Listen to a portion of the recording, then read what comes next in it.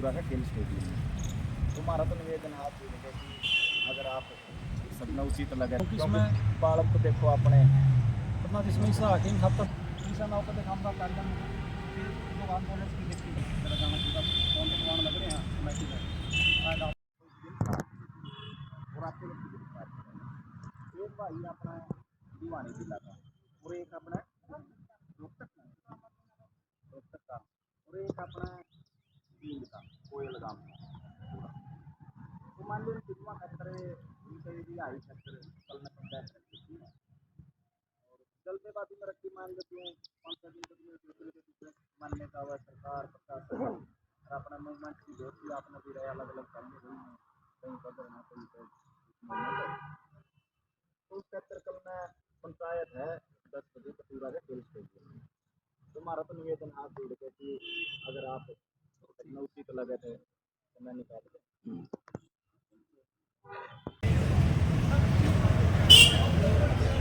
सरकार मोर्चा की तरफ से है। और वैसे किसान संगठन वो प्रदेश अध्यक्ष है, मैं प्रदेश प्रवक्ता हूँ। एक मिनट जी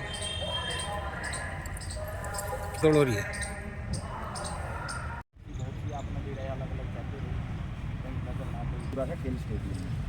तो हमारा तो निवेदन हाथ जोड़ेगा कि अगर आप सबने उचित लगे इसमें बालक को देखो अपने अपना जिसमें से आके सब तक दिशा नाव का काम का कार्यक्रम जो आंदोलन की देखी तेरा गाना पूरा कौन लग रहे हैं मैं लोकल पंचायत जी देखिए, केंद्रीय मंत्रियों के साथ बातचीत करके किसान नेता जो अक्षय नरवल है और उसके जो 2 साथी हैं, एक प्रवीण मदीना से और एक कोयल गांव से है वीरेंद्र, 13 तारीख को वो खनौरी बॉर्डर से उठाए गए थे। मारपीट करके उनको जींद जेल के अंदर 13 तारीख से ही डाल रखा है।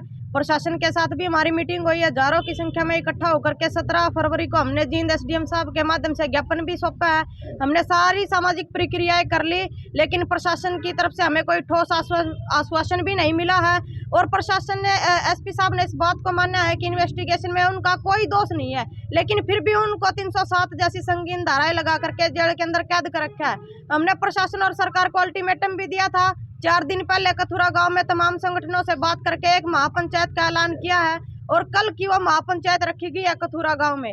सरकार के पास अभी 1 दिन का समय है, या तो जो निर्दोष किसान है उनको बिना किसी शर्त के रिहा किया जाए, अन्यथा फिर हम उस महापंचायत में पूरे हरियाणा से लोग पहुंचेंगे कथुरा गांव के स्टेडियम में और वहां से खापे भी तमाम पहुंचेंगे। तो किसान संगठन इस बात के ऊपर कड़ा फैसला लेने पर मजबूर होंगे और वो फैसला किसी हद तक का भी हम ले सकते हैं यदि हमारे साथियों को रिहा नहीं किया गया तो। जी फैसला ले सकते हैं। देखिए, फैसला कैसा भी हो सकता है, वो जेल भरो आंदोलन का भी हो सकता है, जेल का घेराव का भी हो सकता है। हमारे साथी वो निर्दोष है और प्रशासन ने भी इस बात को मानना है कि वो निर्दोष है। यदि वो निर्दोष है तो उनको बिना किसी शर्त के रिहा कीजिए आप। फिर यह लोकतंत्र देश के अंदर तानाशाही किस बात की सरकार कर रही है? किसी हद तक का भी फैसला हो सकता है और उसकी जिम्मेदार फिर सरकार और प्रशासन होगी, किसान उसके जिम्मेदार नहीं होंगे। देखिए, तो हरियाणा की तमाम खापे भी इसमें हिस्सा लेंगे और जितने भी किसान संगठन हरियाणा के अंदर है सभी से हमारी बातचीत चल रही है। वीडियो भी जारी कर देंगे आज शाम तक। सारे संगठन इसमें पहुंच रहे हैं और जींद जिले के जितने भी गांव और सोनीपत जिले के जितने गांव हैं, गांव सतर पे हमारी बैठकें चल रही हैं और गांव राम का भी हमने पूरा समर्थन मिला है। तमाम गांव ने भी इस बात के अंदर रोष है कि जो हमारे बच्चे पकड़े गए हैं वो बिल्कुल निर्दोष है और प्रशासन की तरफ से भी ये हमारे सामने आशंका जताई है कि वे बिल्कुल निर्दोष है इन्वेस्टिगेशन में, तो उनको छोड़ा क्यों नहीं जा रहा। तो गांव के अंदर इस बात का रोष है, गांव के अंदर हमारी बैठकें चल रही हैं और तमाम गाँव के लोग भी वहाँ पहुंचेंगे, जींद और कथुरा गाँव के भी। देखिए, सरकार कहीं न कहीं इस आंदोलन को जीवित रखना चाहती है। पहले तो अपना इस पे खनौरी बॉर्डर पे इसको जीवित रखा, उसके बाद खाम खा बिना बात बैठे बिठाए किसानों पे लाठीचार्ज खेड़ी चौपटा में किया और जब खेड़ी चौपटा का निपट गया तो बिना कसूर इस आंदोलन को ताकि सोनीपत में लेके जाया जाए, बार बार जिले वाइज शिफ्ट कर रही है इसको।